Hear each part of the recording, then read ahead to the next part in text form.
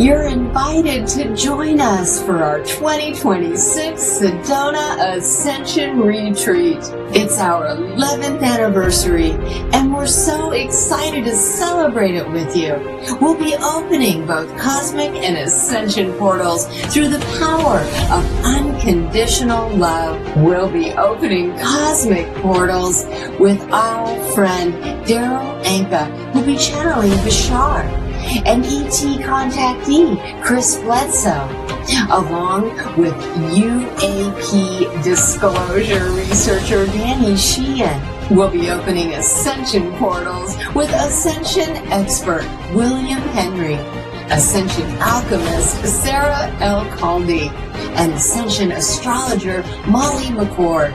Fire is the key element of the golden age, and we invite you to set your heart on fire and ignite the passion in your soul.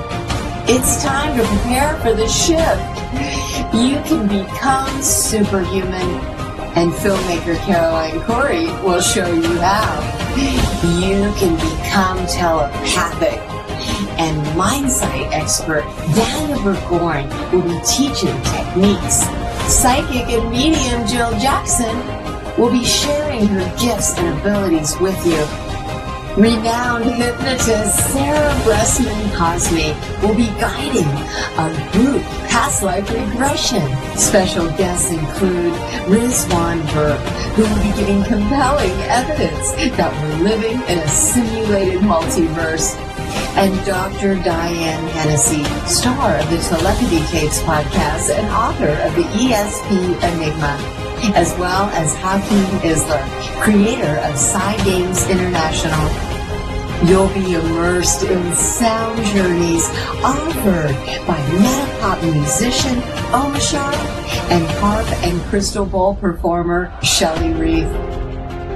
Channelers Pia and Colin will be transmitting messages from different star races.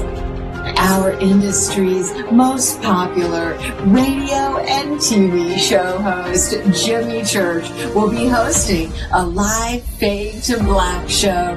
Host of one of the most popular podcasts on YouTube, Yannicka, will be hosting a live Wisdom from North show. A highlight of our event will be the Sedona Skywatches, hosted by contactee Chris Bledsoe and Sedona UFO tour guide Melinda Leslie. I am your host, Suzanne Ross, and my co-host will be Alan Steinfeld, with quantum creator Andy and meditation guide Tangela. We invite you to join us for our 2026 Sedona Ascension Retreat. We will be opening portals through unconditional love. See you in Sedona.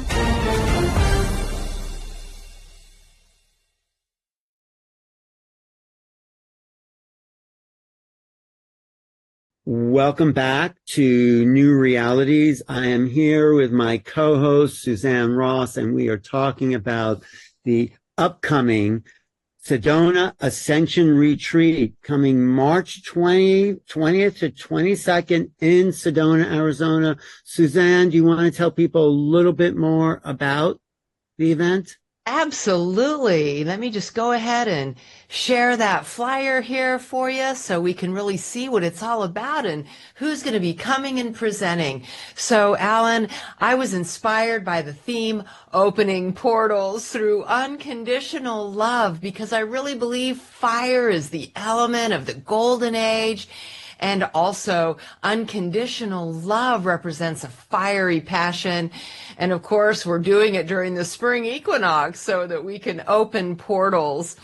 So yes, we have this stellar lineup of world-renowned speakers, authors, teachers, all contributing presentations, also performers like Omashar, channelers like Bashar and Pia and Colin. Going to have a telepathy presentation with Dr. Diane Hennessy, Hakeem Dahlia, and Lidu. So we're just very excited about our lineup. Of course, we always have indoor workshops, outdoor journeys. This year we're having sky watches, and always we have retail and food vendors. It is a perfect sort of thing to come and bring higher knowledge to, this ongoing community that we are developing here, that you've been working on for so long. And today's guest is really key to that. Talking about fire, we have the alchemist, which is, fire, water, earth, air. These are the elements of alchemy. So thank you, Sarah, for being here. And do you want to talk about your background as an alchemist? Because that's something I'm really fascinated with. Sure. And thank you so much for having me. So basically, alchemy, as you already know, because we were speaking a little bit about this before we got on the live stream, it does not surprise me at all that you are into alchemy. Spirituality at its deepest core is an alchemical art. And so alchemy I see at the core of not just mysticism, but spirituality, whether it's esoteric or not. And so where I come into that is not only am I an energy healer, and I really care about it from a very high level energetics perspective, like the quantum field and those types of quantum, even biology. So from the quantum field, I consider myself an alchemist, but also just from mysticism, because as I said, it's at the core of mysticism. And so because of that, my experience personally, where I go the most in depth about that, would be through mysticism. I am always impressed and have a lot of admiration for the laboratory arts of alchemy, but that is where I have the least actual hands-on experience. I do wish to dabble in that in the future. Right now, it's just spagyrics, but I don't consider spagyrics full-blown laboratory alchemy. As you may know, spagyrics and homeopathy, which is another thing that I practice as well, are just kind of like threads of... Yeah, they're like not the whole enchilada. They're minor as opposed to the major, dealing with plants, right? Spagyrics is where you combine the oil, the spirit, and the body together, and it makes it even more powerful. But they call that the minor arts. The major arts in alchemy, the opus magnus, was working with minerals and elements, because they are the densest ones and the more transformative when you actually can alchemize them, right? I mean, is that fair to say? Oh, no, absolutely, yeah. So how do you apply that to consciousness? And you're going to be talking about the human upgrade at this beautiful event Suzanne's putting together. How does the inner alchemy work? The inner alchemy is the core. And so just like how the major arts are seen as like the minerals, like think of our body, we are in the physical sheath of a mineral body. But then we have also, as you already know, many different bodies or fields outside of the mineral body. And so because of that, alchemy, when it comes to human consciousness and humans, would be that great alchemical work, the magnus opus of the transmutation, not just of the mineral body, but the transmutation of the soul. Right. How do you make that happen? What's your formula? Come on my alchemy retreat, and okay. I will walk you through it. I really feel like each age had a specific emphasis on the great work to pass down. Kind of like the best way I could explain it is through the proverbial, or through that, like, when people get married, I don't know if they do this anymore, but they go like something borrowed, something blue, something da-da-da, something. Yeah. I see each age as having a strong gift to bring to that magnus opus that is more emphasized in that age than any other age. And all of them are just as relevant, just as important, just as valued to the work, but that in each age, there's like a honing in and an amplification of that one attribute of the whole alchemical work. Right, right, Suzanne. That's why you're doing what you're doing, wouldn't you say?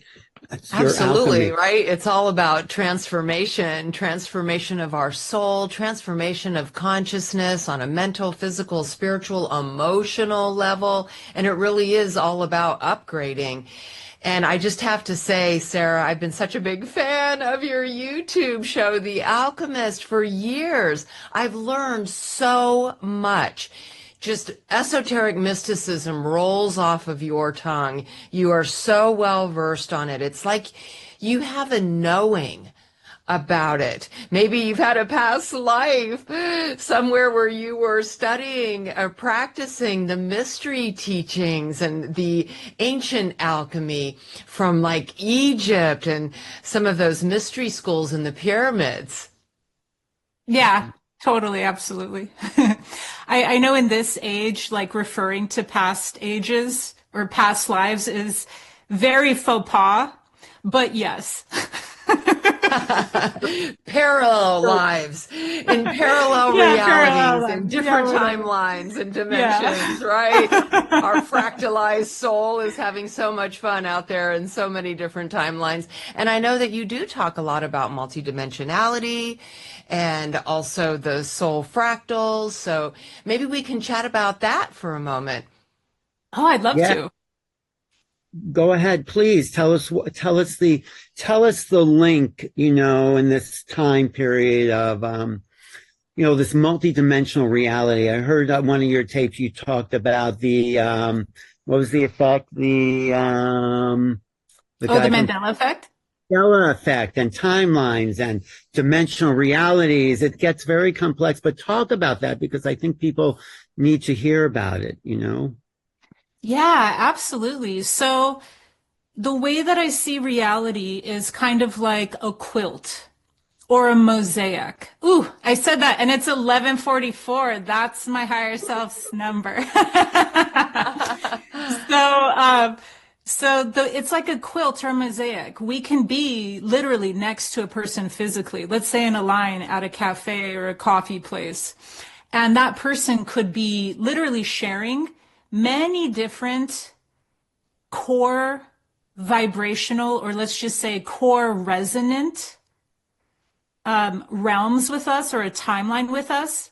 And yet at the same time, they could not be experiencing the same exact timeline. Specifically, we might have a shared resonance in some respects, like, if we go into ratios or percentages, we might have a specific amount that allows us to almost like lock phase, that allows us to share the same time space in a physical way, but not necessarily in an ultimate actual finality way. And so because of that, the Mandela effect I see as like a mosaic of all of these different timelines within them. And so we end up experiencing at a collective different anomalies, shall we say, which is what the Mandela effect would be. It's these different anomalies that end up kind of reflecting what that dominant reality is that we're sharing. And so then it's like, what makes up the dominant reality? Because there's a collective awakening consciousness, and then there's one that is, still exploring the unconscious or the lower vibratory consciousness. And so we're like surfing. The way I see it is the collectives are surfing, not just like exploring things outside of that dominant realm, but then also the collective vibration altogether. And the Mandela effect is a reflection of everything I just said. Well, give us a specific example if you can. Oh, sure. A practical things because we'll get it better that way. Yeah. Okay. Yeah. Sorry. So I should have actually explained first what the Mandela effect is. Yeah. The Mandela effect, as many of you guys know, was named after Nelson Mandela because many people remember that he had died in prison. But then many, that wasn't necessarily the reality that got played out in the collective. In the reality we're in right now, he did not die in prison. And so because of that, they used that as the name to describe this anomaly, this phenomenon where we have collective memories. And no, it's not just like, oh, we forgot, or oh, that's a lost memory that was distorted. These are actual things. And the one that like startles me the most, people probably don't care about this, but I'm still kind of like, what the heck, is I remember the cornucopia in the logo of Fruit of the Loom. And now they're trying to say there was no cornucopia. And I remember that. So you're saying timelines, we were living on one timeline and now we're in a different timeline, but we're still remembering the old timeline, but we're in a new kind of place. Does that happen at will? How do the timelines shift like that? I mean, what's your theory? Yeah, so to me, the timelines are reflecting that dominant collective vibration. So for instance, the more that people become conscious, the more, as you guys know, your frequency raises. The more your frequency raises, you become unpredictable, quote unquote. And it's not because, free will is random. Free will's creative. Creative means nonlinear. Sometimes in this age that gets, used in rhetoric to say random. That's just rhetoric. It's creative. Creative looks random, but it's actually just occupying a higher reality where to us it would look random, but it's not. It's just like the connections are being made at a quicker rate. And that only happens when you have a higher consciousness. So because a collective has a very high consciousness, and because you have people going through a spiritual awakening, even, at a more larger capacity than even 10 years ago, these things now create a lot more future outcomes. They create a lot more feedbacks into the present moment because we're melding with time. Things aren't so much as like past, present, future. Because we're now expanding our consciousness, then that affects all of them. So then we start seeing all of these different futures that played out. Well, what happens when a future played out? That means the present has to match that. And then that means the past had to. So now we're looking at things and we're going, hey, wait a second, that didn't match up. But then, and to look at it like the past was changed is silly. What happened was we shifted the future outcomes, which then made things rearrange themselves in all versions of the future, which is present, past, and what have you. And so what we're seeing is all of these different. So here's the really important part about the Mandela effect. And this one maybe clear it up. The Mandela effect, let's call it, just so that I don't mean to diminish it, but let's just pretend. The Mandela effect's not the point. We're actually pointing at these small, minor artifacts and going like, oh my God, but really what the point is that they're pointing to something larger, which is that reality needs to organize itself into a cohesive continuity when it's not. Well, I think I get what you're saying, that we're always kind of like moving against entropy, more cohesiveness, more life, more complexity, in a sense, more development of the human awareness. That's our evolution, right? I think that's what you're saying. But also, I get the fact that you are speaking from experience. So I'm just really interested in what was that initial experience that really lit you up, that put you on the path, that sent you in the direction, that made you aware of all these realities, if you don't mind sharing. Yeah. So it was the cornucopia. No, just kidding. Could you imagine? But no. I don't know how often you stare at the fruit of the loom, but that's okay. Whatever. Just to finish up that point, I will answer your question. No, it's okay. So they ended up saying that we were all crazy. There was no cornucopia. And then somebody found it in their closet and they were like, no, look, it had it. And so then they had to give an answer. So they said that was just a collaboration we did for a whatever. So just so you know, there's always going to be like a practical response. I'm not even saying the person who gave that statement was faking it. That person was just probably doing their job and confused, had no idea what was really going on. But reality will always give you. The reality won't just have a plot hole and then go, oh my God, they found that plot hole. That's not the way this is working. The way it's working is that something will come in as a story, as a narrative that actually happened to fill in that space where that collective memory was, even if it's not the one that was like true at the time or the whatever. So the thing that really had mostly sparked or awakened my own gnosis in this lifetime probably happened in a ceremony that I did in Joshua Tree in about 2014. Before then, I was always, even as a child, I was always on this path. There was no time in my own awareness in this incarnation that I was not highly attuned to some sort of invisible, metaphysical, larger mission. Right. And even as a child, I would call it a mission. Now I'm more weary to call it that because that sounds so God complex or Messiah complex. But at a child, when you're not filtered, I saw it much more as a mission. But it was at, I would say, like a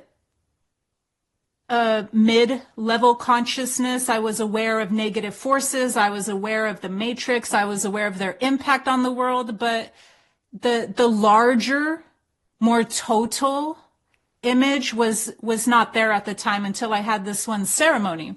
And in the ceremony, I can't really think of anything that provoked this level of awakening other than the fact that I had set the intention before the ceremony that I connect with my ancestors, which was super responsible of me at the time, because at that time I was crazy. So I would have said like, I want to see a zigzag. Like it didn't really know, like you never knew.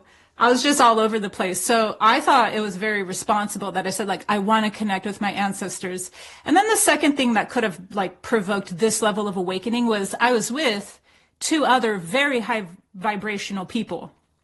And I think that when you have a certain level of frequency among the people who you're with, you know, and I'm not saying like large amounts, I'm saying like it was just two people and they also incarnated, I would say, as Blu-rays. And I think that acted as like an antenna for this ceremony, unbeknownst to myself at the time. I think that was an antenna to go past whatever levels I had, you know, been interacting with or integrating before. And I just went into God perception. I went into God perception and I didn't come out of it once it was done. I wrote poetry about it, but like what I see in this age is that people might have a peak experience. I would call that a peak experience. I don't even like calling what happened a peak experience to me because that makes it sound cheap. What happened was not cheap because I integrated it. A peak experience, I would say, is when you have a very high enlightening experience and then you just go back to being the same person. To me, that is like cheap because it was like, wow, the thrill of it all, but there was no integration. For me, it was an integration, meaning I changed my beliefs. I changed what I was fighting for. I changed everything based off of that. And it took years for me to really catch up and integrate it. Isn't that interesting, Suzanne? You've had stuff like that too, Suzanne. Yeah, that totally made me think of my awakening on the mountaintop. I call it divine intervention, where suddenly I just surrendered to the universe. And in that moment, you know, I was surrounded by a bright white light and, you know, I was told that I would be, you know, living in the desert now as a healer and just completely transformed my life from being a corporate executive to a healer in the desert. But because it was so powerful, I wanted to, you know, like, I wanted to dive into spirituality and discover what was the source of that experience. I wanted to understand what happened in that moment. And so, yes, I did turn me toward wellness, which, expanded into spirituality. But I think these like moments that are so alchemical, right, have the power to elevate us into a higher version of ourselves. In fact, in hypnotic regressions, it's been revealed to me that in that moment, two Lemurian beings surfaced on that mountaintop, had a woman between them that looked like me, and they said, "May she walk into you?" She walked into me, turned around, and looked out. So, versus a walk-in, I feel like it was really my higher self that I merged with in that moment. But yeah, I think these really transformational moments, if we then allow ourselves to incorporate, like I became a wellness professional for the rest of my life. Like I never looked back after the experience in the light, and it definitely turned me toward, spirituality. Right. That's awesome. It is. It's great. I think that's what you're talking about at the upcoming Sedona retreat, is that this upgrade is sort of happening on a planetary level. It happened to you, Sarah, and Suzanne, and I probably had something happen to me at some point, but yes. But now it's like you talk about times and ages, and we're moving into an age where the frequency of the planet is getting everyone ready for this next level, the upgrade, right? So how do you look at that? How do you deal with that? How do you see it coming about, Sarah? Yeah, so what I wanted to focus the talk on, and why I talked about it as the human upgrade process, is because I only push energy into where I have the energy to. So I know many things. I just don't talk necessarily about them all. So what I feel very called to, my spirit, where I have the most energy, is to talk about the divine spark and the human upgrade process. And now I understand why, because this was all, I'm a projector in human design. Even just beyond that, I'm a woman in a chaotic world. Like we just, have to time management, where to place our energy. And so because of that, when I'm given that energy, it's a universal consciousness. It's on the universal consciousness itinerary, put it that way. I ended up finding out this year why I have all the energy to speak on these things in the human upgrade. And that's because we're going very quickly into such an artificial intelligence as God type paradigm. So now it makes more sense why the human upgrade is becoming so important. It's to actually show the divinity that we already are, but the divinity that is latent within us just through the organic ascension timelines. That's not to say that artificial intelligence and technology won't have their place. Absolutely. I'm a huge lover and advocate of bioresonance frequency. I don't know if you guys, of course, would probably know that. And that works many times through just quantum entanglement, meaning you don't even have to be there. So quantum entanglement is a higher, consciousness modality or method that higher consciousness beings even utilize. So many of the things that look like they're innovative are actually really, at the end of the day, either stepping stones to true consciousness innovation, or kind of sold to us as being the way, and they're not. Once we raise our consciousness, and even just how I was saying, understand quantum entanglement beyond the concept of soulmates or beyond the concept of our own hair samples, but literally as a way of travel, as a way of bilocation, these are the higher organic timelines. And so it's not to say that technology won't play a role. I think it will play a very large role. And like I said, I love bioresonance therapy and other things that I've had that have helped me tremendously with my own health. And so for me, I just feel very called to kind of like explain and really show the value of the fashion network, of show obviously the heart center, which you guys, I don't need to tell you, the philosopher's stone is the optimal portal. And so just to really point out our own organic biology and how divine that is and how to unlock it. I really like what you're saying about utilizing the quantum entanglement timeline mindset, because we've been living out of the Newtonian mindset for the last, 300 or 400 years. And that makes us think in a certain way, cause and effect, time is linear. And that's been the modality of consciousness until we've reached this kind of quantum bridge we're crossing, which allows us to think differently and create different experiences based on the new knowledge that's coming in, that's post-Darwinian, post-Newtonian, post-Freudian. It's like no longer psychology. When I first saw my first channel, I thought this person must be crazy because they were channeling this. And then, wow, it opened me up to the fact that no, our minds, our brains can access other levels of consciousness that are beyond any psychological explanation. So we've transcended, a lot of us, the old psychological paradigms, the old biological, the old physical paradigms. And then the upgrade I think you're talking about is moving into the world where these things become the new go-to science, the new go-to ways of explaining our own inner worlds and outer worlds. And then what was considered magic in the past becomes a reality in the present. So that's what I get beautiful. From what yeah. this channel. Well, yeah, I could tell that was beautiful. And yeah, dare I say that is the alchemy of the human body. Yes. So what does it look like? What does the upgrade actually are we all disappearing into a fifth dimensional reality? What does it look like to you? Well, it'll be like the Mandela effect. Who wins? Do we disappear or do it? No, just kidding. Yeah, I actually see it as being a phase out. Because if you look at it this way, everything has to have a story that makes sense.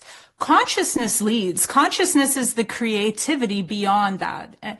But then the math goes and makes everything line up, and maybe not perfect, right? That's another reason we get the Mandela effect, because it's like, best I can do. So the way that things will happen is through a phase out process. For instance, like I used to be very much, into my spiritual warrior indigo phase, and I'm always going to be a warrior, but it would be more like pointing at the systems, right? But then you level up your consciousness and people take your place. You should always, always. So now my new role, I feel more like, well, things will phase out. Mm-hmm. So when you phase something out, you just create a better model. Mm-hmm. If you don't got a better model to create, but you're pushing people to see something, that's great. And like I said, that's some people's role, but you always got to keep the train moving. So if you're not keeping the train moving, then where's the gravy going? So because of that, like the next thing is, hey, we create new systems. What will that look like? That will look like making the other one deleted, phasing it out. So things are going to happen through a phase out. I wish they would happen like way more like we just like disappear. But how I see it will be like we transform the reality around us, and everything that was not of our vibration, that was toxic, that got phased out. Right. That's sort of ascension, right, Suzanne? And that makes so much sense to me. And I think we are phasing out of a lot of old ways of living and being as a society, as, those of us who are on the awakening path. But I really like that idea, and it just kind of reminded me of the recent government shutdown and how many like government operations are starting to look at, privatizing. so that they don't get shut down during this kind of thing. And so that kind of felt to me like an example of like big government phasing out. We seeing different systems phasing out. But, on a personal level, so many of us are on a path of self-improvement, on a path of alchemy, where, each and every day we're trying to up level ourselves through, wisdom, knowledge, and obviously ways of living and being in love and compassion and kindness and joy. So yeah, I love that, Sarah, and couldn't agree more. And also we're coming to the end of an age and we're phasing into a new age. So this age is phasing out and we'll phase into a new age, the Aquarian age, right? Which has a whole different, expression. And you're calling this conference the Ascension Retreat, Sedona Ascension Retreat. So people like you, Sarah, are adding to the collective wisdom that people are coming to Sedona to be part of. So isn't that your vision, Suzanne, too? Yes, and Sarah, I've seen episodes where you talk about ascension. What's your definition of ascension? And, how do you see that? I know you just talked about phasing out and then maybe phasing into a new reality that might be considered the ascension, but tell us in your own words. Yeah, so ascension by, definition is an increase in your own frequency into enlightenment. But how I define it personally through my own gnosis is the conscious participation in our own evolution, because evolution is happening, right? Like it's happening regardless of whether we participate in it or not. Things change always. That change is either one that will increase consciousness or will not. So because of that, we can look at it through we're either evolving or devolving, but stagnation is just illness. So there's the illusion of stagnation and there's the consequences of stagnation, but really there's, evolution or de-evolution. And so because of that, ascension is when we consciously participate in our evolution. It's when we go, wow, this might be uncomfortable because this will involve a lot of change, but also when we start actually trying to point our own, heart towards the greater good. And I say greater good in a way where, will we ever know the greater good? We might not, but when we're just looking, when our intention is placed like an antenna or a compass at pointing towards the greater good, that would be something that is even beyond ourselves. So I call that service. I don't mean service in like a negative way where we're getting people to serve others and they're being depleted. Not at all. The heart, when it naturally just starts becoming caring or being oriented towards that greater good, is called service. And so essentially, when we're thinking of evolution or when we're thinking about ascension, what we're doing is thinking just beyond our own selves. Now we're looking at what is that thing that can help others, even me and others, be in more of a state of well-being, be less in a state of suffering. And so even that I would call ascension, because that's asking a person to care, to expand themselves more beyond just themselves and their immediate needs, but also care about themselves deeply, develop that self-love, and then be able to extend that into something that is not just for them, but towards this larger thing of a greater good. That's very nice. It seems like that is accelerating that. Of course, there's a huge polarity we're seeing in the world, but a lot more people are understanding the greater good, their own personal evolution is connected to the collective evolution. So, how do you see that playing out, though, in the world? And are we going to hit a tipping point, I guess, is really where it's like, oh, of course. I mean, do you see that coming? Yeah, we actually already hit the tipping point. When did we do that? See, this is a funny thing. We hit the tipping point after 2020. Mm. So as much as that created conditions in our reality to set the stage for more of those events to take place and more authoritarianism, it actually produced enough of a catalyst to set the ones who already had their frequency outside of the matrix kind of Mm. like double down on that and go even more into, their own soul core frequency. Like it made them act more. It made them less complacent. And then Mm. also beyond that, the ones who had used that experience to awaken their own consciousness beyond that. So as much damage as it did Mhm. enough to actually activate the tipping point years later.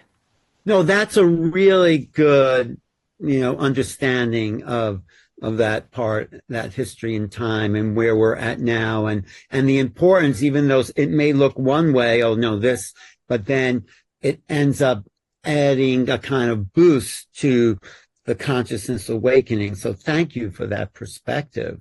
Don't you think, Suzanne? Oh, I couldn't agree more. Yeah. 2020 was such a global catalyst. And I really think it resulted in global unity because the entire planet was going through this, same thing at once. And so, that has the ability to bring us together, experiencing one thing, even if it was a pandemic. But I do believe that it really caused a lot of people to look at the way they were living and being. And so many people had to change the way they were living and being.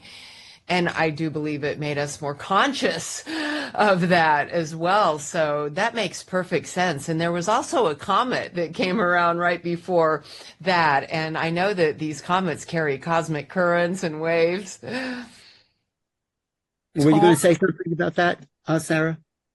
About Oh, no. that? No, Oh, yeah, comments definitely, yeah, enhance. They increase, the codes that were that, and then it's like, who can pick those up? And there was mm, enough people to really be able to anchor and embody that.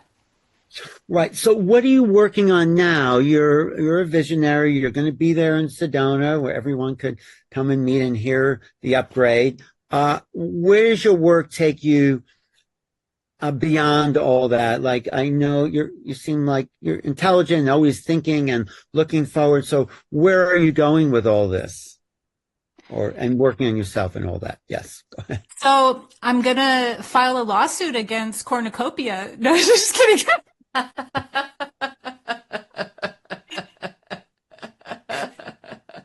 That's, Oh, I love your sense of humor. That's I'm sorry. hilarious. no, you So can. It's funny. no, so I have partnered with Gaia for the original series Mystery Teachings, and that's where I have been placing all of my, great teachings now, the ones that I have the time and the breath beyond, YouTube constant weekly, transmissions at this point. The mystery teachings are what I would consider where the largest teachings of mine are now, the deepest ones of them now, because that's the proper place for them. They have the ability, in the production to really be able to stand true to my style, which you'll see in season 1 is gorgeous. It's just stunning. But then also I'm able to go into depth a lot more there because it's, like my partnership with Gaia. And so because of that, it's not just like my lone wolf YouTube that's like, coming out weekly, which I love, but it's kind of like, it's a Russian roulette at that point. It's like, if people care more about Three Eye Atlas, then, my videos can just like, get thrown out of the news cycle very quickly. And so all of my energy and resources are going into my original series with Gaia. Also, I do want to say that whoever's thinking of coming to the Sedona Ascension retreat that I'm doing my presentation at, and then also a workshop on, there will be a workshop that I'm doing on the first wave of ascension, which is very important. These two things, the organic upgrade process that I'm doing a keynote on and the first wave of ascension, are super rare. I don't deliver these. I've never before, and I am so excited to. So it's going to be a real treat. Wow. Maybe we could show the poster again, Suzanne, because I want people to really come meet Sarah, see her, do her thing. And all the people there will really contribute to such an exciting event. And then how do people, well, look at this lineup. Do you know who Chris Bledsoe is, Sarah? And Chris Bledsoe is the star being of the UFO phenomena. Ooh. And the Sarah Brexman Cosme, William Henry. I know Sarah. I know Jimmy Church. I know Daryl. I know William Henry. I'm so excited to get to know the other ones as well. Right. You know, Diane Hennessy, she's the one that started the inspiration behind the telepathy tapes, working with the autistic kids that were telepathic. Yes. And Riz Verk. And so, but Suzanne, how did people get to come to something like this?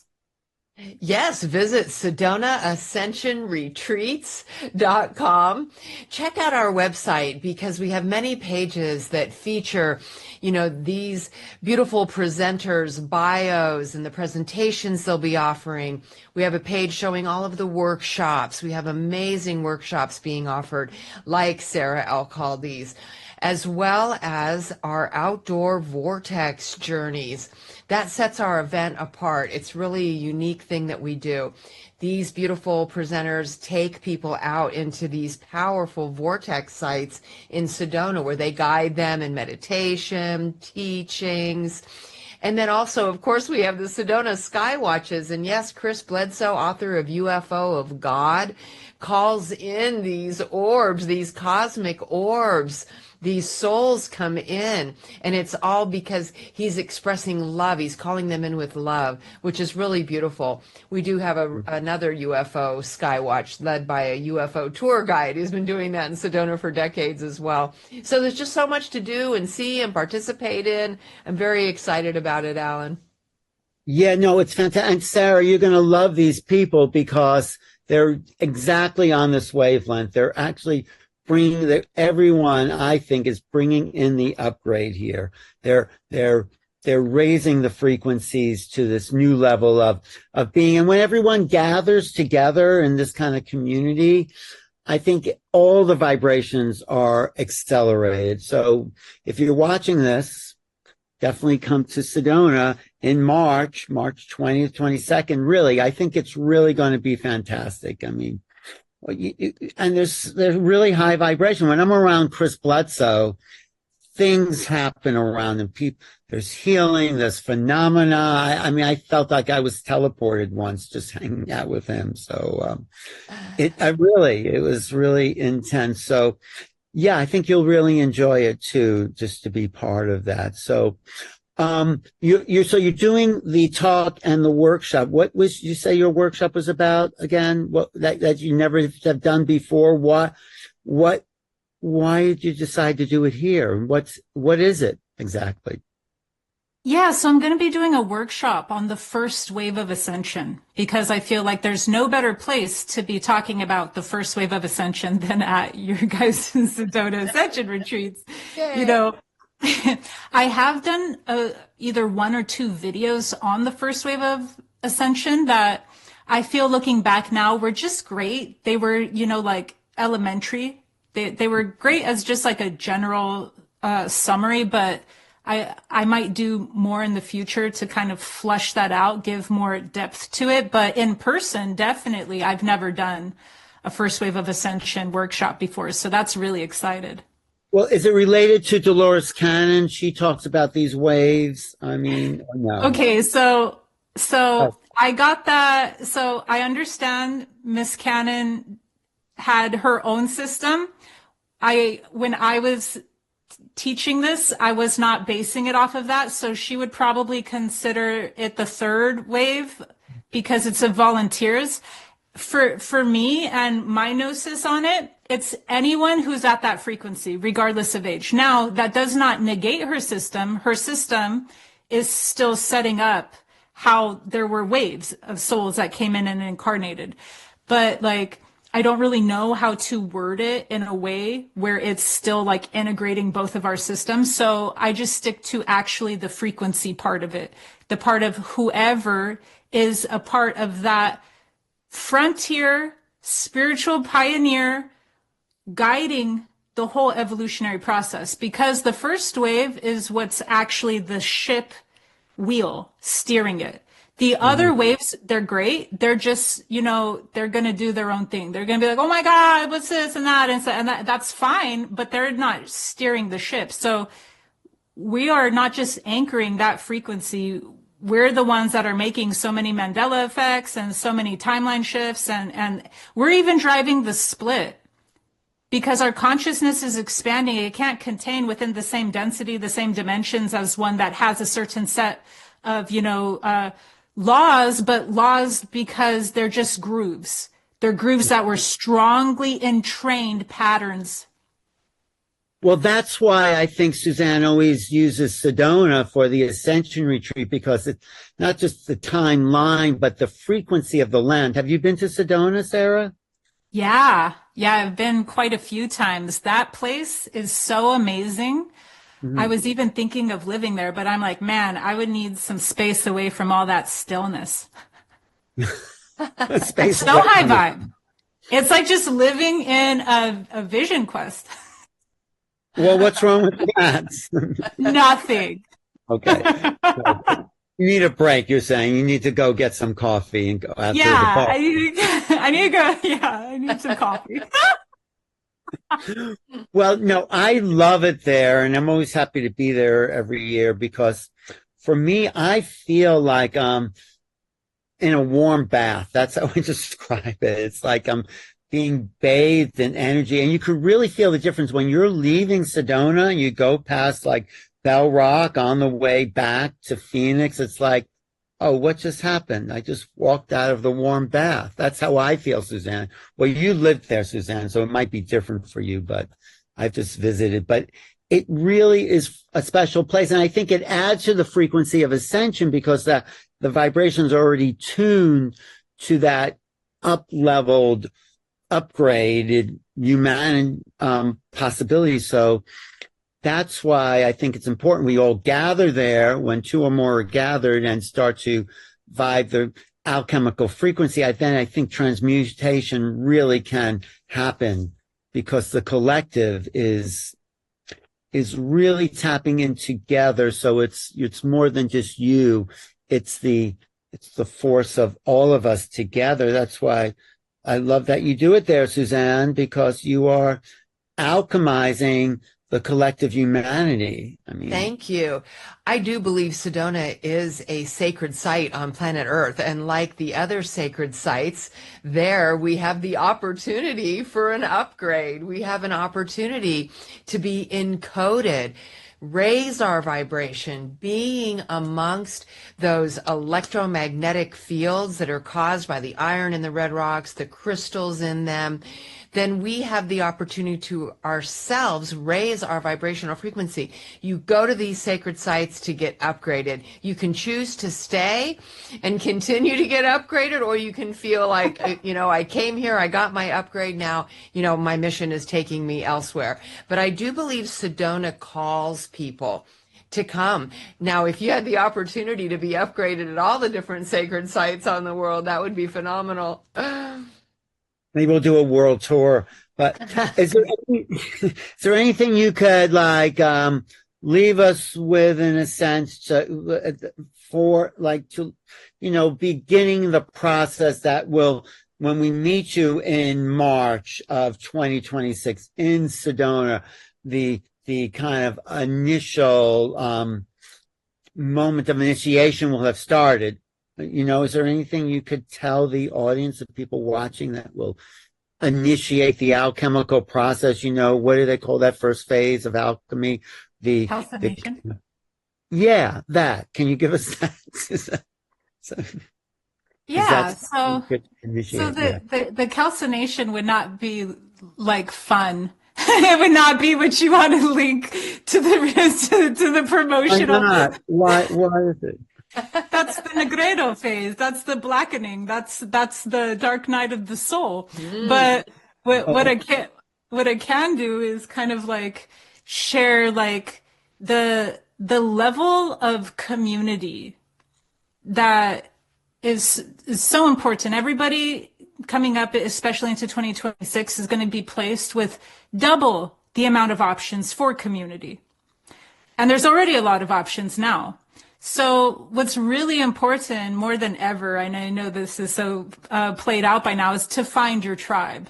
And this is such a beautiful event for the people who are embodying that first wave of ascension to find their tribe. And so the initiation that I could give in a very, upbeat, exciting place to start is that what better place to really be able to, have that confirmation, have those sacred mirrors within the people around you where you get to meet in person people who are reflecting to you that level of commitment to your own participation in evolution. Great. I think we've already, if you're coming to this event that Suzanne's doing, you've already gone through a sort of dark night of the soul where you had to leave the values of the mainstream world, the values that, there's that great poem where the only life that you can save is your own, who's that poet that does it? That woman poet. Anyway, it's a beautiful Mary poem. Oliver? Yes, Mary Oliver. Yes. Liz, what are you going to do with this one precious life? Yes. I love that. Well, in order to get to Sedona, you've had to already have decided that the old paradigm, the old timelines are not functioning. They're kind of going in directions that don't benefit the collective. So I think we've been through that first phase of initiation, and getting to the second phase is the community, it's collective, it's the mixing, it's the fermentation or whatever that is that gets us to more of the deeper parts of ourselves, right? Because we'll be gathering knowledge at the event and working with it to further alchemize our own divine understanding of who we are, the understanding of this divinity.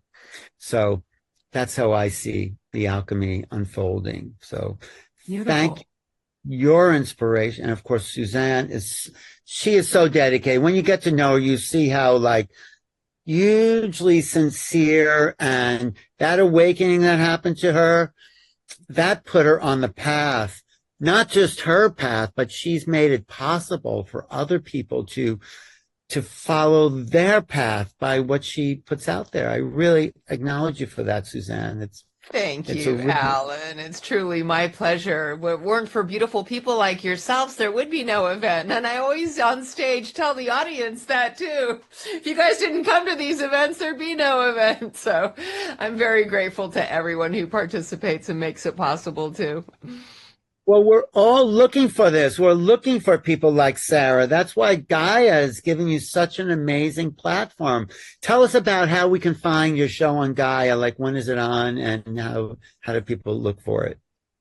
Yeah, so the first season is already out now. If you guys go on Gaia, you could find it under Mystery Teachings. It will be the reboot because Dr. Teresa Bullard had first done this Mystery Teachings. So she's got a great back catalog if you guys want to watch Mystery Teachings, starting with her. And then my first season is focused more on the spiritual awakening process, all of the trials and tribulations we're facing within this age. And so it's really each episode builds off of the other. It's not just these well, here's this episode to cover this topic. It's literally very intentionally crafted and curated by me and Gaia together. So when you're watching it, it not just makes sense. It's actually what you'll find almost in, everyone's journey is not, is different, but you'll find them to be milestones. And so we just finished season 2. Filming. I don't know exactly when that will come out, but I'm so excited to bring that one to you guys as well. How many episodes do you have done in season 1? In season 1, there's 10 episodes. In season 2, there's 10 episodes, and then we'll see how many seasons moving forward. That's great. An hour each you've done? Oh, no. Yeah, each episode ranges actually. So there's some that are 16 minutes, or some that are 20, or some that are 22. I think the longest one's 25. That's great. Congratulations. That's fantastic. Appreciate And, it. and I think you are a rising star in the field, and people are going to, I mean, the Gaia push and then coming to Sedona and just putting out and what's your YouTube channel again? Yeah, so my YouTube channel is Official the Alchemist. If you put in The Alchemist, you might find it. But if you go to the handles, if people care about handles, it would be like the @Official the Alchemist. Okay, great. Anything else you want to leave people with, Suzanne, here for this beautiful show? I'm just so excited you're joining us, Sarah. I just loved your YouTube show so much, and I feel like going and making some popcorn and sitting and watching all 10 episodes of season 1. Oh, thank you. Thank you. That means so much to me. And thank you guys both so much for what you're doing. It's really just such a necessity, and it is a calling, because I don't feel called to do what you're doing. So it is a calling. So thank you guys for answering that call. Well, tell the people on your YouTube channel about Sedona, okay? For March? For sure. Put it out there because we want all your fans to come and meet you. Well, you have a lot of fans. Well, not all of them, but a lot of them. Okay. And we'll give you a special Fruit of the Loom little logo there. Yes, there you go. I was always blown away by that Bible phrase that people look to, right? Like, how could all the Bibles in the whole world have said one thing and then suddenly they all say another thing? What was the phrase? What? Something Wait, what about was that? laying down with the wolves versus, you know what I'm talking about, Sarah? I don't know that, but did you hear it's no longer in Star Wars, Luke, I am your father? That one got, Really? yeah. I thought that was in the last part of Star Wars. It's famous. Apparently, when you Google it, I had so many people enter the comments saying all these different ones, and that was the one that shocked me the most. But that was like not one that was like personal to me, so that's why. It's just iconic. It's Luke, I am your father. But apparently it's not Luke, I am your father anymore. What is it? It's like, Luke, go do the dishes. Or I don't know what it is, but it's like something very similar, but it's not that anymore. And then it's like not, if you build it, they will come, or if you build it, he will come. I don't know which one, but it got switched too. It did. We should have a book that lists all these. I'm sure it's on Google. Really, It's on Google. The lamb shall lie down with the lion. That is one of my favorite lines, especially the way Woody Allen says it. The lamb will lay down with the lion, but the lamb won't get much sleep. That's what he says. Oh, that's cute. Well, look that up, Alan, because you'll see how it was Yes. originally one thing and then suddenly it was phrased another way. Wow, that is so interesting. So our collective memory is shifting, is evidence of shifting timelines. This is what you were saying. This is what we're Yeah, discovering. So actually now I find it more than ever really important, the Mandela Effect video on the first season of Mystery Teachings that I do. Because in there I talk about how there's more than one way that this phenomenon could be acting upon us. And I didn't really flesh that out here, but that just occurred to me when you guys mentioned that. Because also another part of that is there's timeline wars. For instance, the group that I have a very strong resonance with on a soul level had placed the Nag Hammadi library there. Oh, they went back in time to place it there. Yeah. So much of the things that we think were there the whole time were just because, like, when were we born? Really, there was these things always kind of like timeline wars.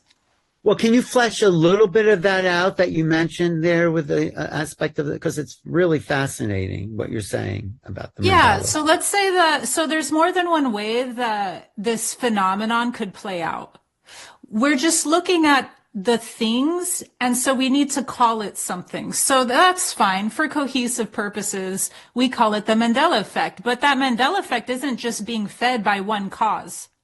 One of those causes could be, let's say, higher density influences, whether for positive or whatever have you. So let's say the Bible is changed, and that Bible could be changed because there is something that was too potent too potent, waking too many people up, making them question something.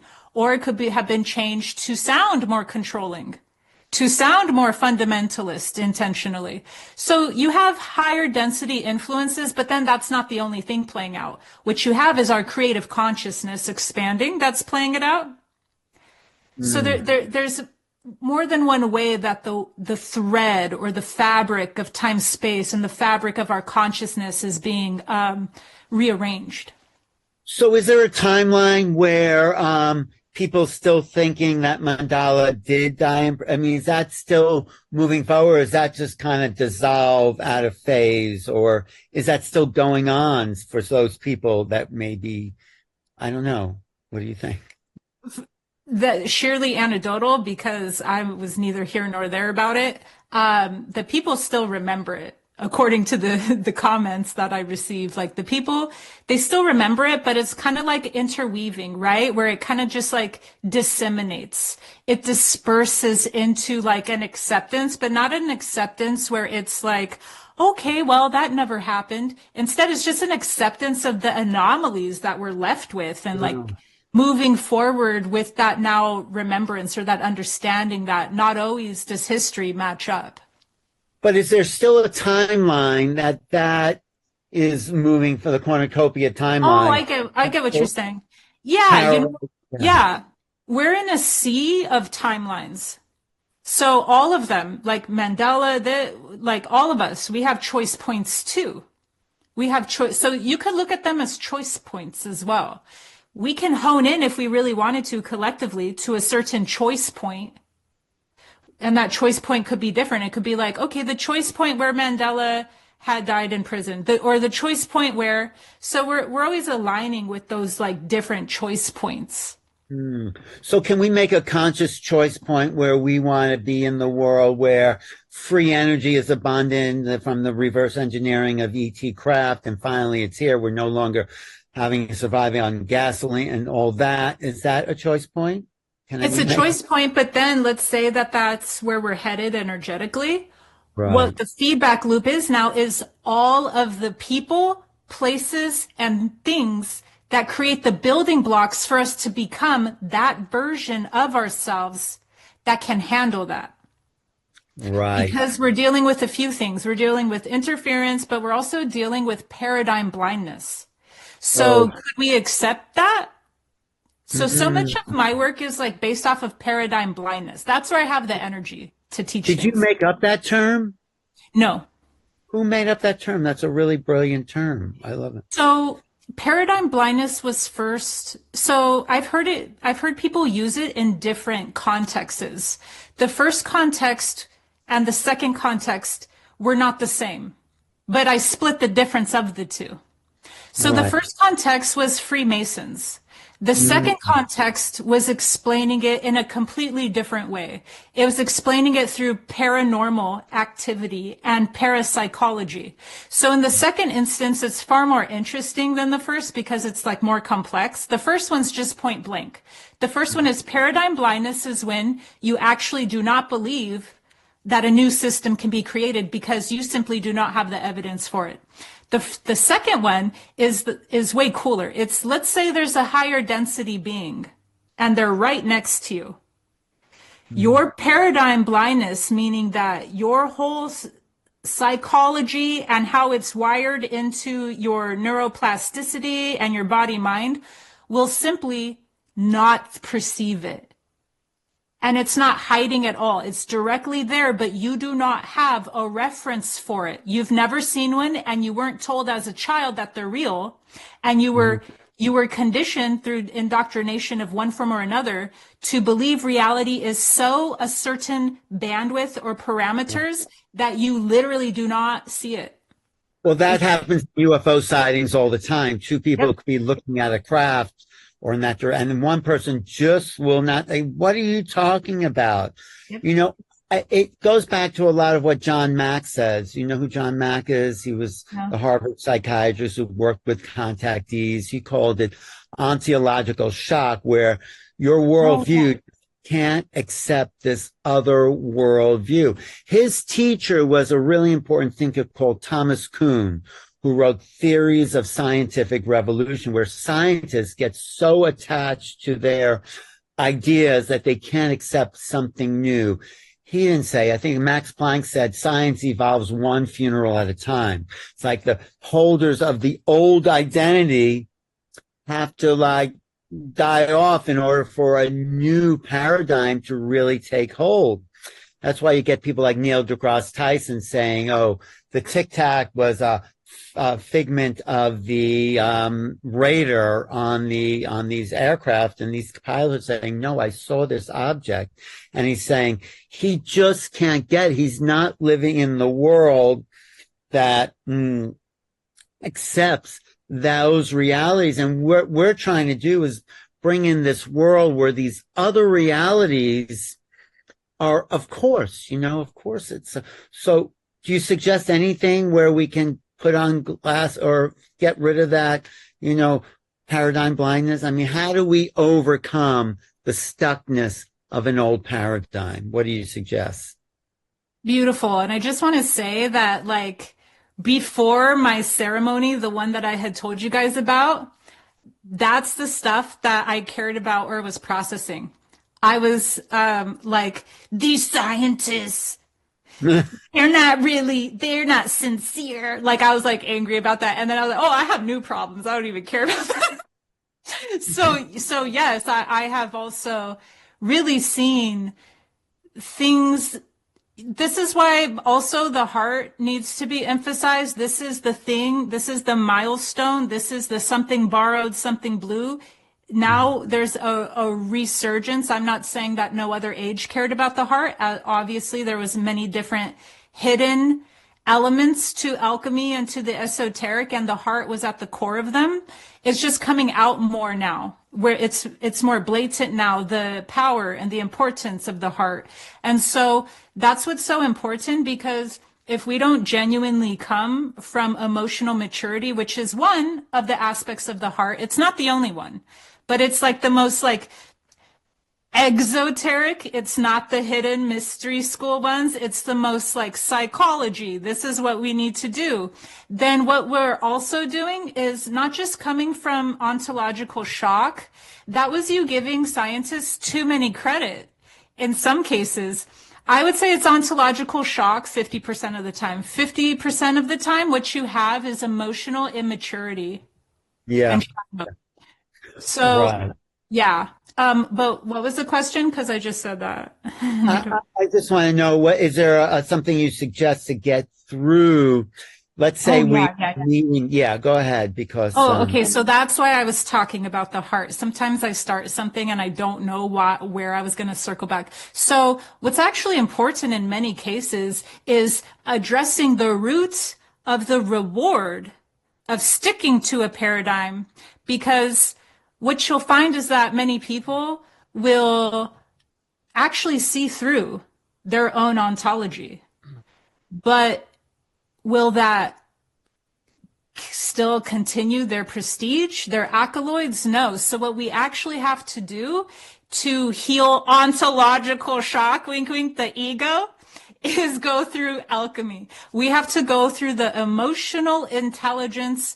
We have to go through that inner fire, that inner subconscious realms of what am I gaining from this? Is this true still? Was it true at a certain point? And now we're ready to incorporate that into a larger paradigm.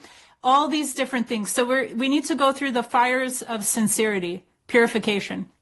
Well, it's been going on for a long time, this kind of paradigm limitation. I mean, Francis Bacon said 500 years ago about the scientists of his day, when he started to look at the world differently, he called them the arrogance of ignorance. That's what he referred to the scientists of his day, to be so stuck in their ways that no new paradigm was possible for them.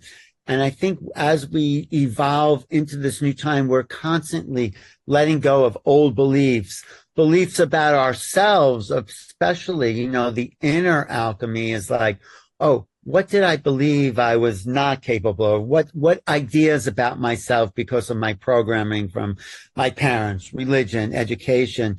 So those inner paradigm limits we are also looking at, because, one thing my friend Zazar said, you can't ascend until you know your magnificence. And what's in the way of knowing that each of us deserve all of this beauty and abundance and possibilities. I mean, right, Suzanne? You are going for it. I know you are. Thank you. I was thinking of Wayne Dyer, and he said, you have to believe it to see it. And that always sticks with me, because you have people that, they have to see it to believe it. If it's not tangible, then it doesn't exist. And so I really I always go back to Wayne Dyer's, you have to believe it to see it. Well, that's true. That's it. But I like the alchemy of the heart. You have to feel Yes. like, For yeah, sure. Yeah. that's a good reminder. And that's sort of the foundation of your work, isn't it, Sarah? The energy. Yeah. Oh, no, absolutely. Yeah. I have many staples in my teachings. One of them is sovereignty. Another one's unity consciousness. The heart is that unity consciousness. Great. Thank you. Looking forward to everything else you have to say. And Likewise. And we'll look at your YouTube channel and look at your Gaia special, and we'll see you in Sedona for sure. Yeah. Yes. Anything else, Suzanne, that You're all invited. Come to Sedona. Join us there for a powerful transformation alchemical experience with Sarah Elkhaldy. Sarah, Chris Bledsoe, William Henry, Danny Sheehan. These are the superstars of our league. We got the rookie here coming up in the ranks there, showing her beautiful teachings to the world, because it is about solving the alchemical mysteries that are taking us into the future. So that is SedonaAscensionRetreats.com. Get your tickets now, because I think, it's going to be a sellout. It really is. We have such amazing people there. Bashar, have you ever seen Bashar, Sarah? I have not seen Bashar live, so I was waiting for our paths to cross. And so when I saw him, I was like, got you. All right. I got you, Bashar. Thank you. Well, good to meet you, Suzanne. We're going to be doing more in this series of upcoming special guests for the Sedona Ascension Retreat. Thank you all for watching. I put it in the chat too, the link to get tickets to the whole retreat. It's really a conference retreat. And to be in Sedona, you are invited. Thanks so much. Thank you, Sarah. Thank Suzanne, you. be in touch.